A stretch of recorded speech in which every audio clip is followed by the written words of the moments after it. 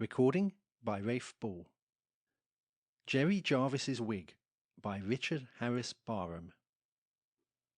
Jerry Jarvis's Wig, a legend of the Weald of Kent. The wig's the thing, the wig, the wig. Old song. Joe, said old Jarvis, looking out of his window. It was his ground floor back. Joe, you seem to be very hot, Joe, and you have got no wig. Yes, sir, quoth Joseph, pausing and resting upon his spade. It's as hot a day as ever I see, but the celery must be got in, or there'll be no autumn crop, and— Well, but Joe, the sun's so hot, and it shines so on your bald head, it makes one wink to look at it. You'll have a coup de soleil, Joe. A what, sir? No matter. It's very hot working, and if you'll step indoors, I'll give you— Thank ye, your honour. A drop of beer will be very acceptable. Joe's countenance brightened amazingly. Joe, I'll give you my old wig. The countenance of Joseph fell. His grey eye had glistened as a blessed vision of double X flitted athwart his fancy. Its glance faded again into the old, filmy, gooseberry-coloured hue, as he growled in a minor key, A wig, sir. Yes, Joe, a wig. The man who does not study the comfort of his dependents is an unfeeling scoundrel. You shall have my old worn-out wig. I hope, sir, you'll give me a drop of beer to drink your honour's health in. It is very hot, and— Come in, Joe, and Mrs. Witherspoon shall give it to you. Heaven bless your honour, said honest Joe, striking his spade perpendicularly into the earth, and walking with more than usual alacrity towards the close-cut, quick-set hedge which separated Mr. Jarvis's garden from the high road. From the quick-set hedge aforesaid he now raised, with all due delicacy, a well-worn and somewhat dilapidated jacket, of a stuff by drapers most pseudonymously termed everlasting. Alack, alack! What is there to which tempus edax rerum will accord that epithet? In its high and palmy days it had been all of a piece, but as its master's eye now fell upon it, the expression of his countenance seemed to say, with Octavian, Those days are gone, Floranthe. It was now, from frequent patching, a coat not unlike that of the patriarch, one of many colours. Joseph Washford inserted his wrists into the corresponding orifices of the tattered garment, and, with a steadiness of circumgyration to be acquired only by long and sufficient practice, swung it horizontally over his ears, and settled himself into it. "Confound your old jacket!" cried a voice from the other side of the hedge. "Keep it down, you rascal! Don't you see my horse is frightened at it?" "Sensible beast," apostrophised Joseph. "I've been frightened at it myself every day for the last 2 years." The gardener cast a rueful glance at its sleeve, and pursued his way to the door of the back kitchen. "Joe," said Mrs. Witherspoon, a fat, comely dame of about 45, "Joe, your master is but too good to you. He is always kind and considerate.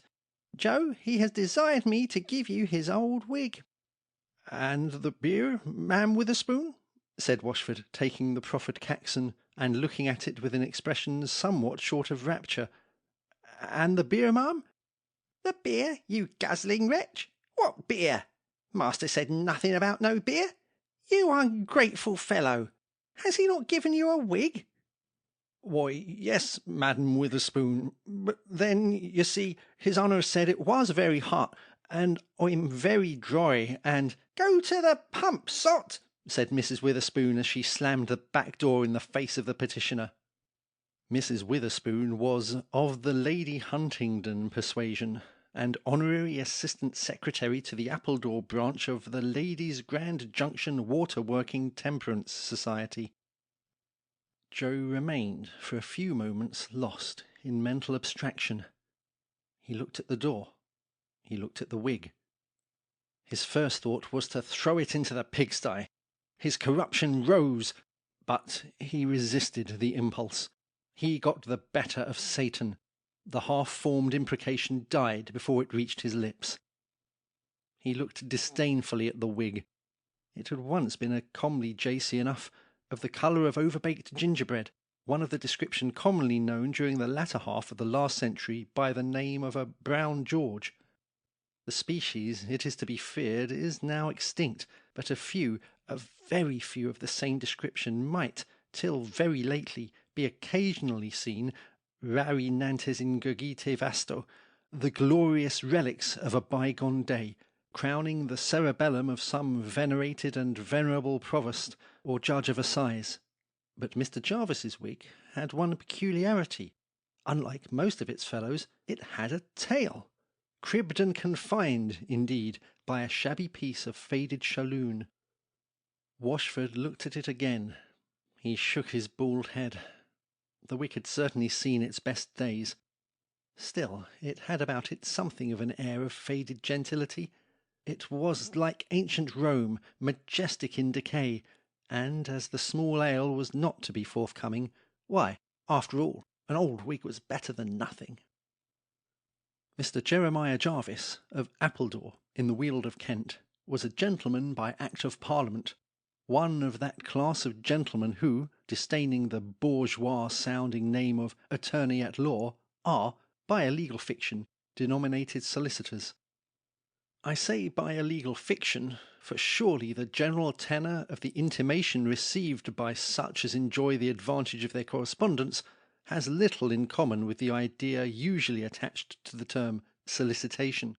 "If you don't pay my bill and costs, I'll send you to jail," is a very energetic entreaty. There are, it is true, etymologists who derive their style and title from the Latin infinitive sollicitare, to make anxious. In all probability, they are right. If this be the true etymology of his title, as it was the main end of his calling, then was Jeremiah Jarvis a worthy exemplar of the genus to which he belonged.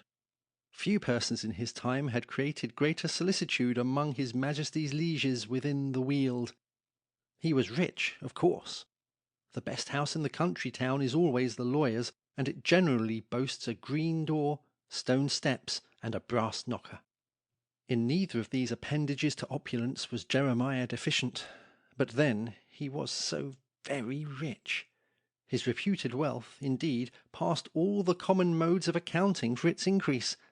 True, he was so universal a favourite that every man whose will he made was sure to leave him a legacy, that he was a sort of general assignee to all the bankruptcies within 20 miles of Appledore, was clerk to half the trusts, and treasurer to most of the rates, funds, and subscriptions in that part of the country, that he was land agent to Lord Mountrino, and steward to the rich Miss Tabbytail of Smerrididdle Hall, that he had been guardian to 3 young profligates, who all ran through their property, which, somehow or another, came at last into his hands at an equitable valuation. Still, his possessions were so considerable as not to be altogether accounted for, in vulgar esteem, even by these and other honourable modes of accumulation. Nor were there wanting those who conscientiously entertained a belief that a certain dark-coloured gentleman, of indifferent character, known principally by his predilection for appearing in perpetual mourning, had been through life his great friend and counsellor, and had mainly assisted in the acquirement of his revenues. That old Jerry Jarvis had sold himself to the devil was, indeed, a dogma which it were heresy to doubt in Appledore. On this head, at least, there were few schismatics in the parish. When the worthy solicitor next looked out of his ground-floor back, he smiled with much complacency at beholding Joe Washford again hard at work, in his wig, the little tail aforesaid oscillating like a pendulum in the breeze. If it be asked what could induce a gentleman whose leading principle seems to have been self-appropriation to make so magnificent a present, the answer is that Mr. Jarvis might, perhaps, have thought an occasional act of benevolence necessary or politic.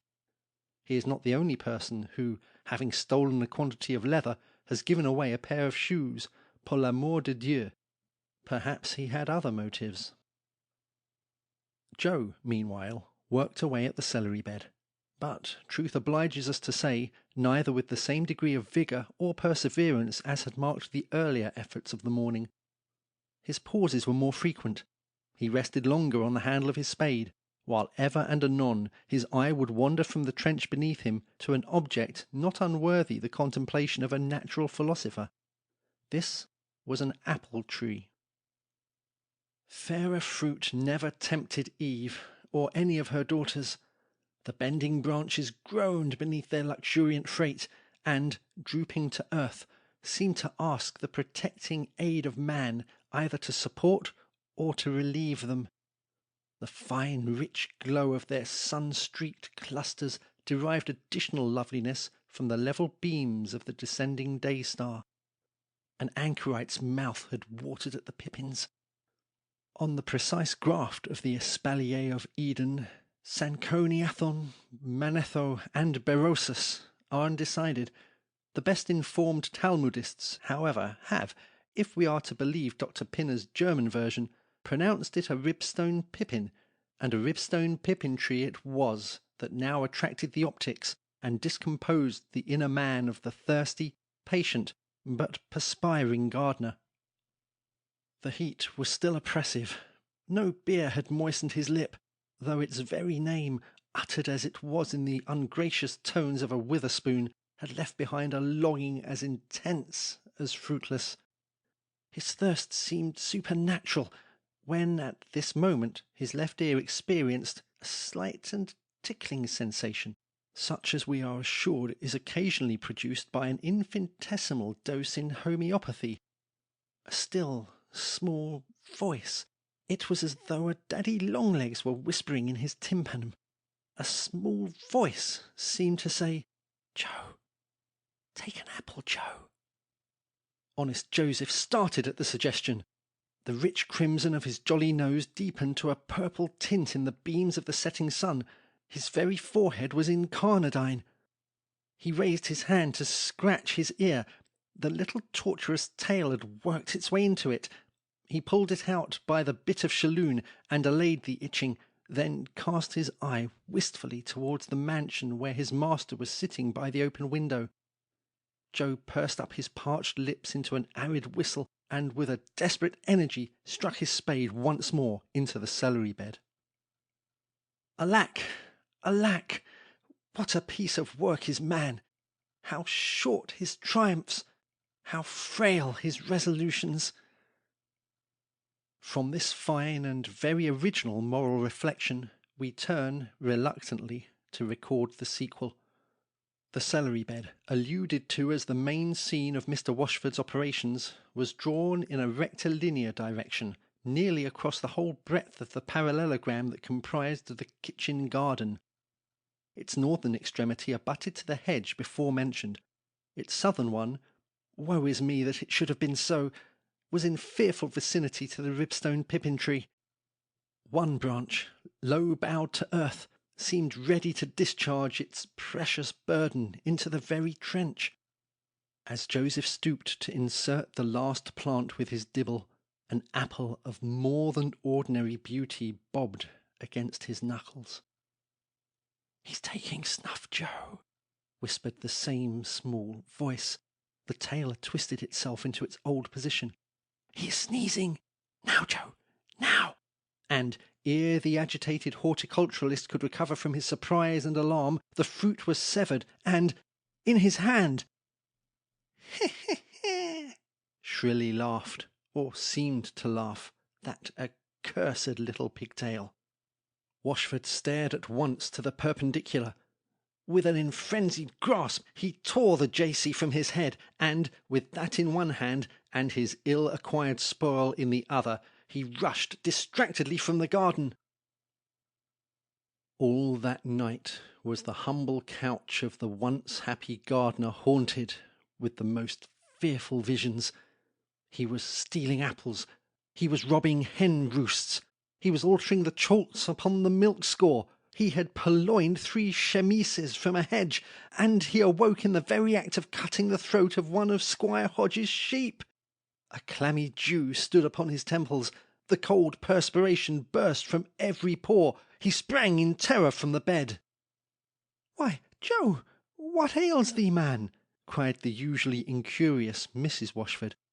"What be the matter with thee? Thee hast done nothing but grunt and growl all night long, and now thee dost stare as if thee saw summat. What be's it, Joe?" A long-drawn sigh was her husband's only answer. His eye fell upon the bed. "How the devil came that here?" quoth Joseph, with a sudden recoil. "Who put that thing on my pillow?" "Why, I did, Joseph. The old nightcap is in the wash, and thee didst toss and tumble so, and kick the clothes off. I thought thee mightest catch cold, so I clapped twig atop of thee head." And there it lay, the little sinister-looking tail impudently perked up, like an infernal gnomon on a satanic dial-plate. Larceny and ovicide shone in every hair of it. The dawn was overcast, the morning lowered, and heavily in clouds brought on the day, when Joseph Washford once more repaired to the scene of his daily labours. A sort of unpleasant consciousness flushed his countenance, and gave him an uneasy feeling as he opened the garden gate, for Joe, generally speaking, was honest as the skin between his eyebrows. His hand faltered as it pressed the latch. "Pooh, 'twas but an apple after all," said Joseph. He pushed open the wicket and found himself beneath the tempting tree. But vain now were all its fascinations. Like fairy gold seen by the morning light, its charms had faded into very nothingness. Worlds, to say nothing of apples, which in shape resemble them, would not have brought him to stretch forth an unhallowed hand again. He went steadily to his work. The day continued cloudy. Huge drops of rain fell at intervals, stamping his bald pate with spots as big as halfpence, but Joseph worked on. As the day advanced, showers fell, thick and frequent. The fresh-turned earth itself was fragrant as a bouquet. Joseph worked on, and when at last Jupiter Pluvius descended in all his majesty, soaking the ground into the consistency of a dingy pudding, he put on his party-coloured jacket and strode towards his humble home, rejoicing in his renewed integrity. "'Twas but an apple after all. Had it been an apple pie, indeed. An apple pie." The thought was a dangerous one, too dangerous to dwell on. But Joseph's better genius was at this time lord of the ascendant. He dismissed it and passed on. On arriving at his cottage, an air of bustle and confusion prevailed within, much at variance with the peaceful serenity usually observable in its economy. Mrs. Washford was in high dudgeon. Her heels clattered on the red-tiled floor, and she whisked about the house like a parched pea upon a drumhead. Her voice, generally small and low, an excellent thing in woman, was pitched at least an octave above its ordinary level. She was talking fast and furious. Something had evidently gone wrong. The mystery was soon explained. The cussed old toad of a cat had got into the dairy and licked off the cream from the only pan their single cow had filled that morning, and there she now lay, purring as in scorn. Tib, heretofore the meekest of mousers, the honestest, the least scaddle of the feline race, a cat that one would have sworn might have been trusted with untold fish. Yes, there was no denying it. Proofs were too strong against her. Yet there she lay, hardened in her iniquity, coolly licking her whiskers, and reposing quietly upon what? Jerry Jarvis's old wig! The patience of a stoic must have yielded. It had been too much for the temperament of the man of Uz. Joseph Washford lifted his hand, that hand which had never yet been raised on Tibby, save to fondle and caress. It now descended on her devoted head in one tremendous douse. Never was a cat so astonished, so enraged. All the tiger portion of her nature rose in her soul. Instead of galloping off, hissing and sputtering, with arched back and tail erected, as any ordinary grimalkin would unquestionably have done under similar circumstances, she paused a moment, drew back on her haunches. All her energy seemed concentrated for one prodigious spring. A demoniac fire gleamed in her green and yellow eyeballs as, bounding upward, she fixed her talons firmly in each of her assailant's cheeks. Many and many a day after were sadly visible the marks of those envenomed claws. Then, dashing over his shoulder with an unearthly mew, she leapt through the open casement and was seen no more. "The devil's in the cat!" was the apostrophe of Mrs. Margaret Washford. Her husband said nothing, but thrust the old wig into his pocket and went to bathe his scratches at the pump. Day after day, night after night, 'twas all the same. Joseph Washford's life became a burden to him. His natural upright and honest mind struggled hard against the frailty of human nature. He was ever restless and uneasy. His frank, open, manly look, that blenched not from the gaze of the spectator, was no more. A sly and sinister expression had usurped the place of it. Mr. Jeremiah Jarvis had little of what the world calls taste, still less of science. Ackerman would have called him a snob, and Buckland a nincompoop. Of the Horticultural Society, its fates, its fruits, and its fiddlings, he knew nothing. Little reeked he of flowers, save cauliflowers. In these, indeed, he was a connoisseur. To their cultivation and cookery the respective talents of Joe and Madam Witherspoon had long been dedicated. But as for a bouquet, Hardham's 37 was the only one fit for a gentleman's nose. And yet, after all, Jerry Jarvis had a good-looking tulip bed. A female friend of his had married a Dutch merchant. Jerry drew the settlements. The lady paid him by a cheque on Childs, the gentleman by a present of a box of roots. Jerry put the latter in his garden. He had rather they had been shallots. Not so his neighbour, Jenkinson. He was a man of taste and of science. He was an F.R.C.E.B.S., which, as he told the vicar, implied Fellow of the Royal Cathartico-Emetico-Botanical Society, and his autograph in Sir John Frostyface's album stood next to that of the Emperor of all the Russias. Neighbour Jenkinson fell in love with the pips and petals of neighbour Jarvis's tulips. There were one or two among them of such brilliant, such surpassing beauty, the cups so well formed, the colours so defined. To be sure, Mr. Jenkinson had enough in his own garden, but then enough, says the philosopher, always means a little more than a man has got. Alas, alas! Jerry Jarvis was never known to bestow. His neighbour dared not offer to purchase from so wealthy a man, and, worse than all, Joe the gardener was incorruptible. Ay, but the wig? Joseph Washford was working away again in the blaze of the midday sun. His head looked like a copper saucepan fresh from the braziers.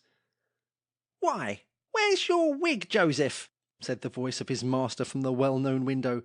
"What have you done with your wig?" The question was embarrassing. Its tail had tickled his ear till it had made it sore. Joseph had put the wig in his pocket. Mr. Jeremiah Jarvis was indignant. He liked not that his benefit should be ill appreciated by the recipient. "Hark ye, Joseph Washford," said he, "either wear my wig or let me have it again." There was no mistaking the meaning of his tones. They were resonant of indignation and disgust, of mingled grief and anger, the amalgamation of sentiment naturally produced by friendship unreturned and unrequited love. Washford's heart smote him. He felt all that was implied in his master's appeal. "It's here, your honour," said he.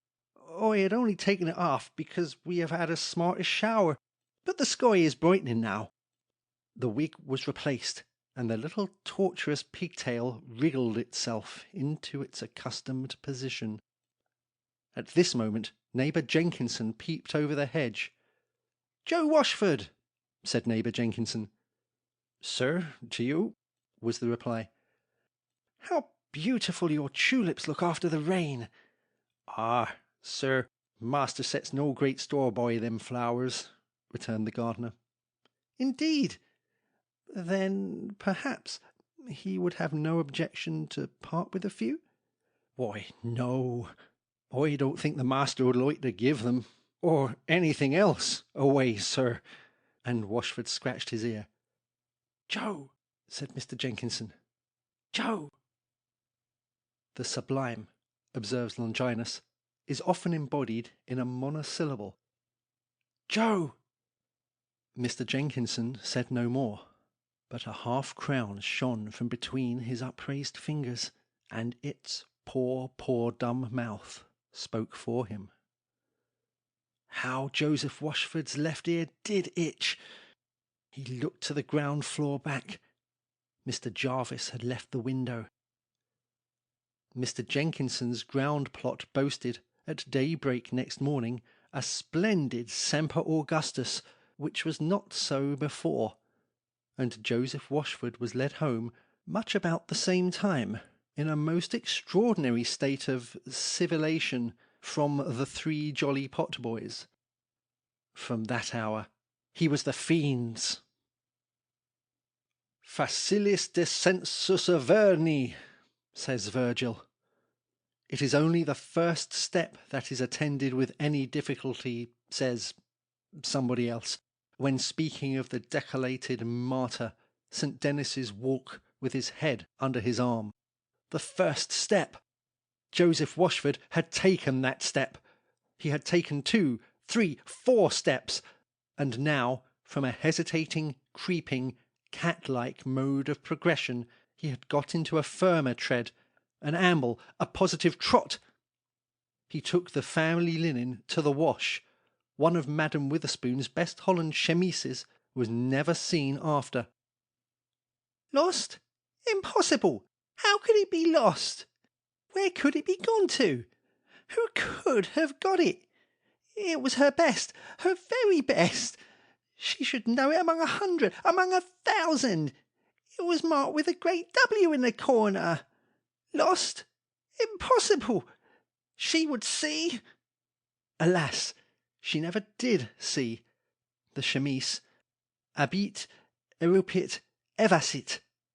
It was, like the lost Pleiad, seen on earth no more. But Joseph Washford's Sunday shirt was seen, finer and fairer than ever, the pride and dulce decus of the meeting. The meeting? Aye, the meeting. Joe Washford never missed the Appledore Independent Meeting House, whether the service were in the morning or afternoon, whether the Reverend Mr. Sleandry exhorted or made way for the Reverend Mr. Tearbrain. Let who would officiate, there was Joe. As I have said before, he never missed, but other people missed. One missed an umbrella, one a pair of clogs. Farmer Johnson missed his tobacco box, Farmer Jackson his greatcoat. Miss Jackson missed her hymn book, a diamond edition, bound in maroon-coloured velvet, with gilt corners and clasps. Everything, in short, was missed, but Joe Washford. There he sat, grave, sedate, and motionless, all save that restless, troublesome, fidgety little pigtail attached to his wig, which nothing could keep quiet, or prevent from tickling and interfering with Miss Thompson's curls as she sat back to back with Joe in the adjoining pew. After the third Sunday, Nancy Thompson eloped with the tall recruiting sergeant of the Connaught Rangers.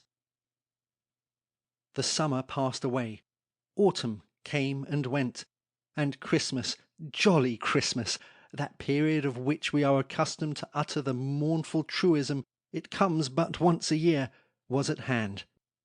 It was a fine, bracing morning, The sun was just beginning to throw a brighter tint upon the Quaker-coloured ravine of Allstone Hill when a medical gentleman, returning to the quiet little village of Ham Street that lies at its foot, from a farmhouse at Kingsnorth, rode briskly down the declivity.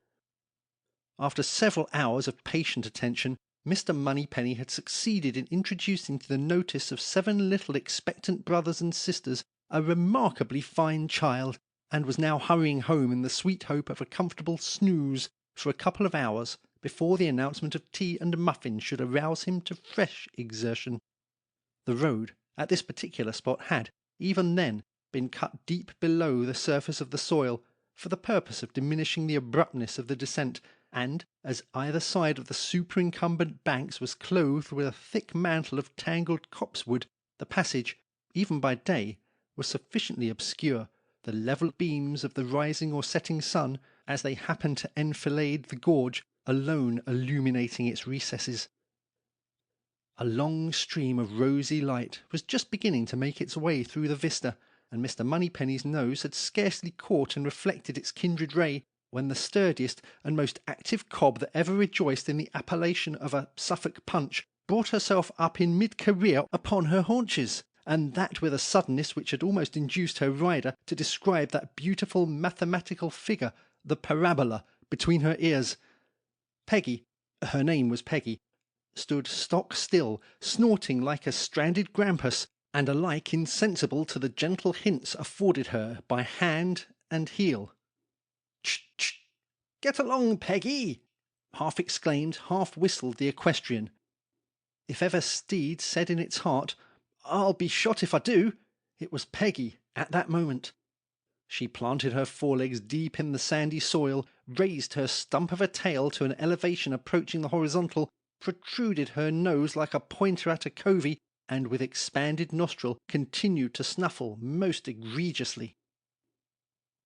Mr. Geoffrey Gambardo, the illustrious Master of the Horse to the Doge of Venice, tells us, in his far-famed treatise on the art equestrian, that the most embarrassing position in which a rider can be placed is, when he wishes to go one way and his horse is determined to go another.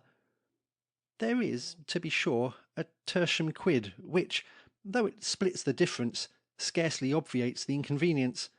This is when the parties compromise the matter by not going any way at all. To this compromise Peggy and her soi-disant master were now reduced. They had fairly joined issue. "Budge!" quoth the doctor. "Budge not!" quoth the fiend, for nothing short of a fiend could, of a surety, inspire Peggy at such a time with such unwonted obstinacy. Moneypenny whipped and spurred. Peggy plunged and reared and kicked, and for several minutes to a superficial observer the termination of the contest might have appeared uncertain.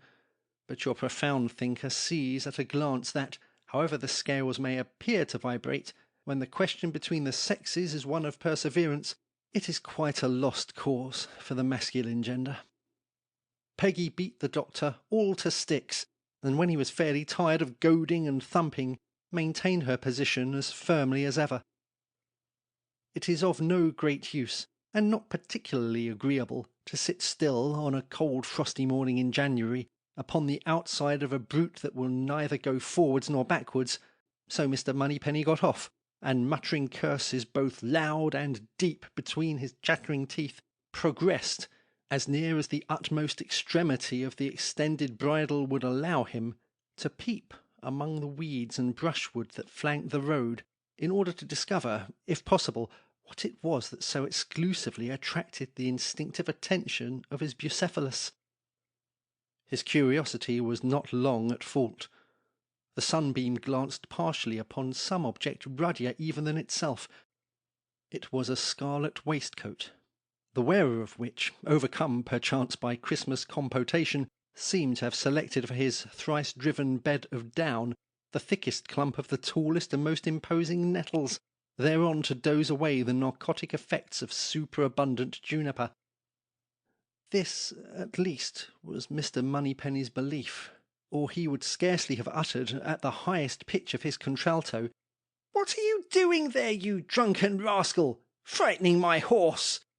We have already hinted, if not absolutely asserted, that Peggy was a mare, but this was no time for verbal criticism. "Get up, I say! Get up and go home, you scoundrel!" But the scoundrel and drunken rascal answered not. He moved not, nor could the prolonged shouting of the appellant, aided by significant explosions from a double-thonged whip, succeed in eliciting a reply. No motion indicated that the recumbent figure, whose outline alone was visible, was a living and breathing man. The clear, shrill tones of a ploughboy's whistle sounded at this moment from the bottom of the hill, where the broad and green expanse of Romney Marsh stretches away from its foot for many a mile, and now gleamed through the mists of morning, dotted and enamelled with its 1,000 flocks.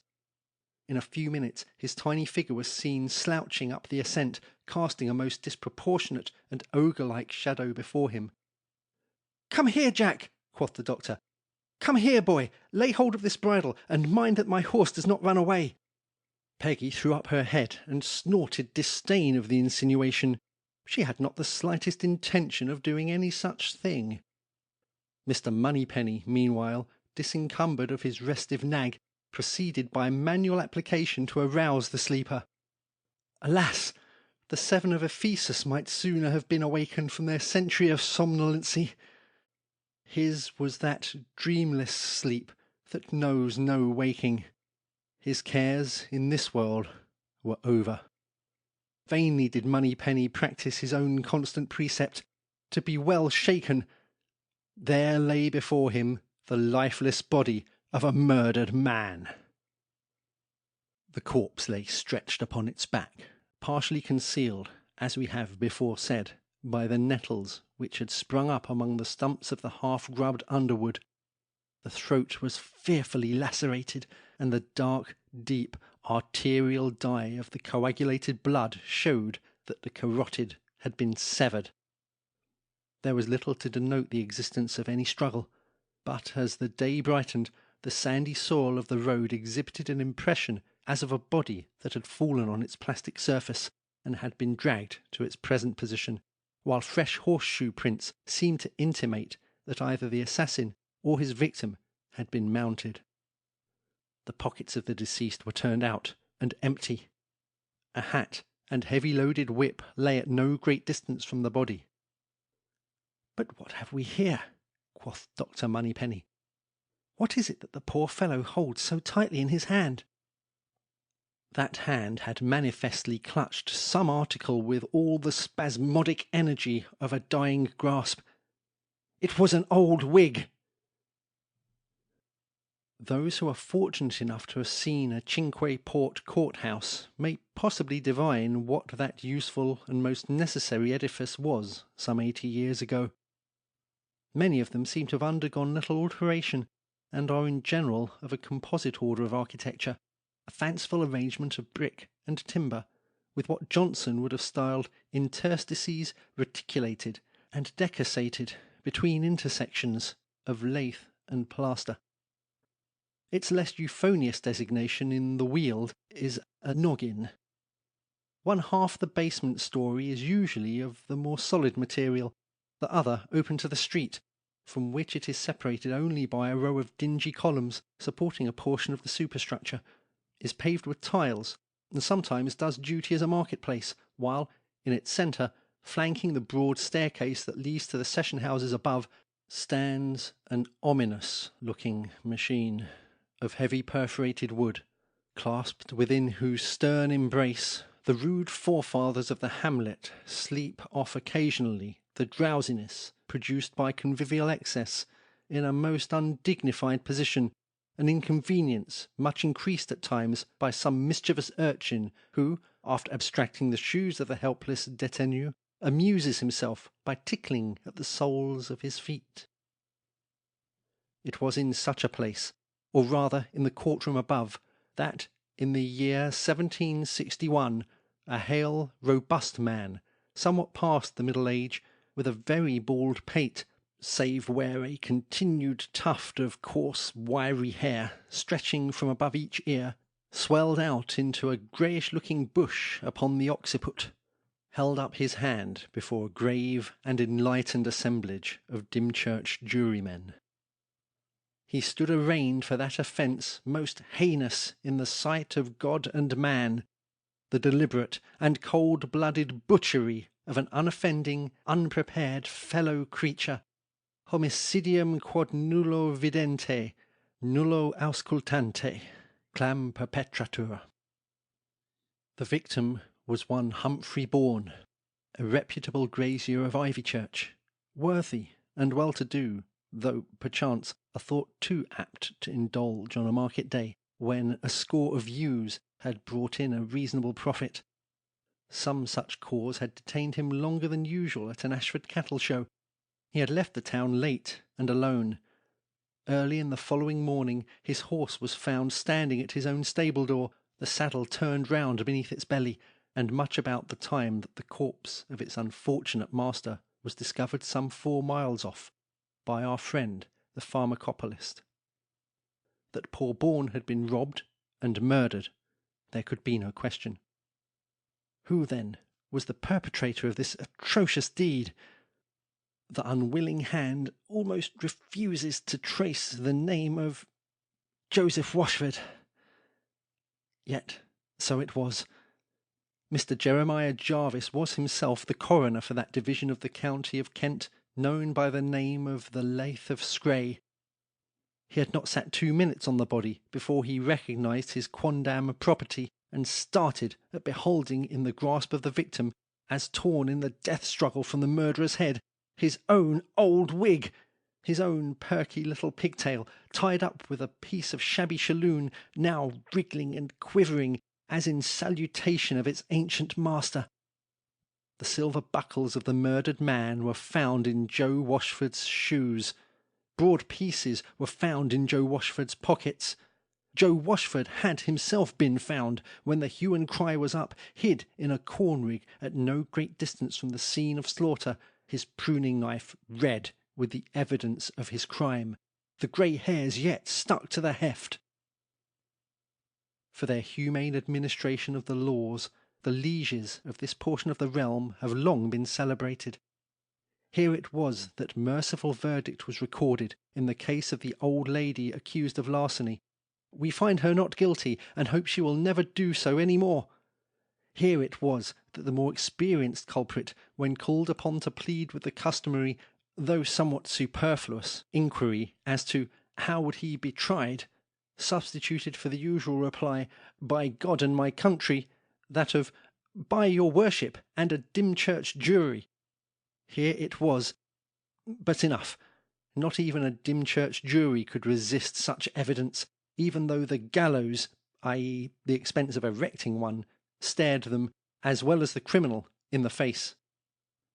The very pigtail alone, ever at his ear.